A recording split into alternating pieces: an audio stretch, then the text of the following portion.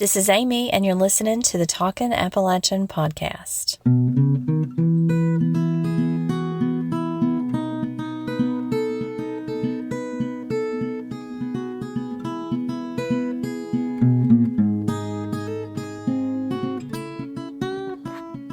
Listen to the following sentences.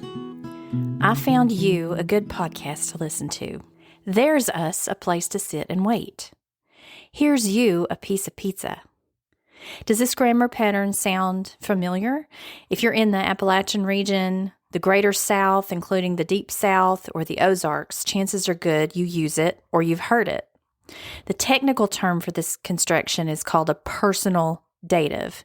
In English, these usually begin with words like here, there, or where, but not always. The dative is the pronoun, like you, us, or me, and it stands in place of for you, for us, or for me. So this is just another one of those simplification strategies in our speech that gets to the point with fewer words. This pattern first appeared in Kentucky English, according to surveys by the Yale Grammatical Diversity Project. It's a commonly spoken pattern in Southern American English, but it's mostly rejected in Northern English, with some exceptions in parts of Michigan.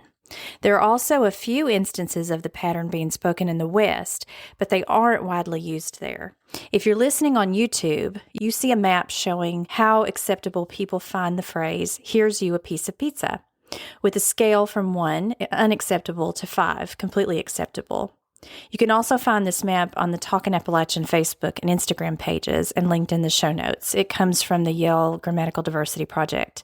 The map shows widespread acceptance in Appalachia, the Deep South, and the Ozarks. I asked our communities on Facebook and Instagram if they use this pattern and where they're from. So you all posted about this and you said that you used it in Upper East Tennessee, Midwest Virginia, far Southwest Virginia, the Arkansas, Ozarks, and North and South Alabama.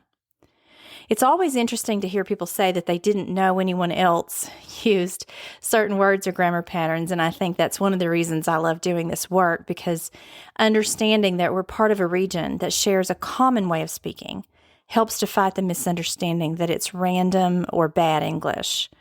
So there's you some facts on personal datives in vernacular Englishes. Stay tuned for some history on the word wool as a verb. Did you know Barbara Kingsolver was once in a band with Stephen King and Amy Tan? You can hear all about it in a bonus episode on the Talkin' Appalachian Patreon page. Paying subscribers get early access, bonus content, and other perks, all while supporting the work of this podcast. Head on over to Patreon and subscribe today. You'll be the first to know when an episode drops. Are you looking for a unique Appalachian gift for Valentine's Day? Take a look at Ivy Attic Company on Etsy, which features unique handmade jewelry and accessories made from bituminous coal and river glass from Central Appalachia. From gorgeous pendants to keychains and ornaments, Ivy Attic Company has you covered for handmade gifts. Every coal item also comes with a limited postcard print of coal-covered hands titled Daddy's Hands by Tim and Angel Cox. That's Ivy Attic Company on Etsy. Follow for updates on Facebook and Instagram.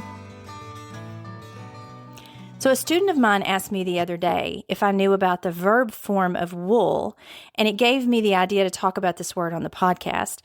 I remembered when my twin nephews were born and photos were being shared of them on social, family members talked about wanting to come and wool them. And what they meant was that they wanted to play or snuggle or love on them. But wool as a verb has several meanings that go back to the 19th century.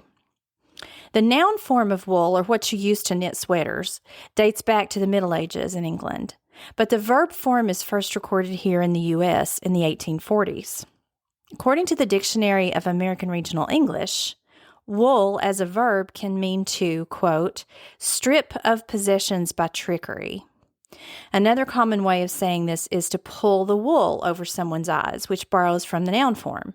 Another way of saying it is to fleece someone, so it's not hard to see how that meaning came about. In C.F.M. Nolan's 2006 book, Cavorting on Devil's Fork, he quotes someone in 1841 using the word in reference to gambling. Quote, They do say they wooled him monstrously. He has lost nigh onto the rise of $500 in money and some of the best sort of plunder." End quote. Another meaning is to pull by the hair of the head, to drag around, to get the better of someone. In the 1867 Daily Evening Bulletin in San Francisco, California, there's a line that says, "Seymour made a rush at one man and caught him by the top of the head and wooled him around roughly."